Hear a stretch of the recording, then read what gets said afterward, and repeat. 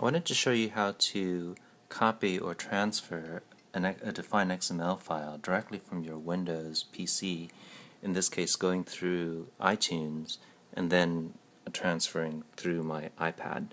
And I'm going to do it via the USB cable, so it's secured, it's not going through any Wi-Fi type network or 3G. It's also very efficient. So the way you do it is you first create a zip file with your DEFINE.XML in conjunction with related case report forms and datasets. And I've been doing some testing here. So, for example, I can rename one of my previous test files here to be study, let's say, XYZ or something like that. So this zip file name will be that study name that it's going to use.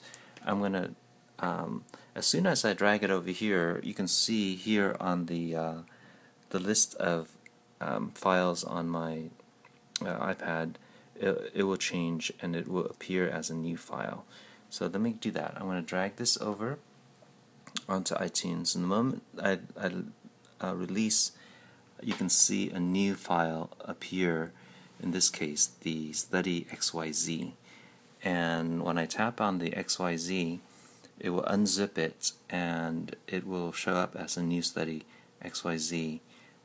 If I tap on that, it will be selected as the most recent file along with associated other files.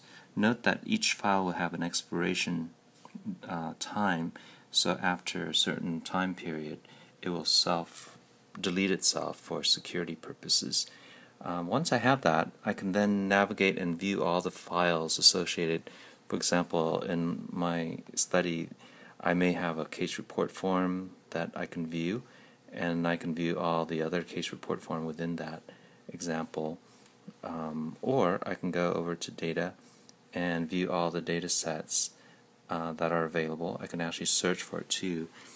Before I did this test, I searched for the value of 14.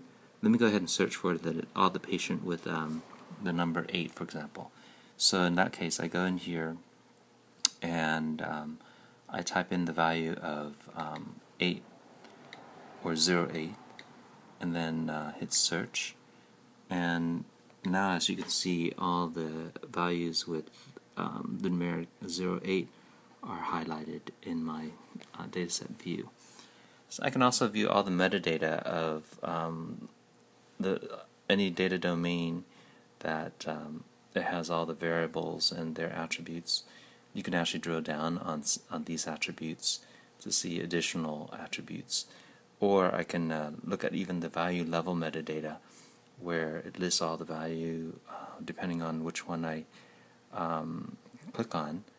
You can see all the value level metadata as well, and all the control terms. For example, in this case, yes, no. For you can switch to different ones, but let's say, for example, yes, no is n equals no, y equals yes. So that's how you would transfer a file directly from your PC through iTunes and then onto your iPad. Then from that you can view the metadata within the Clinical Reviewer app.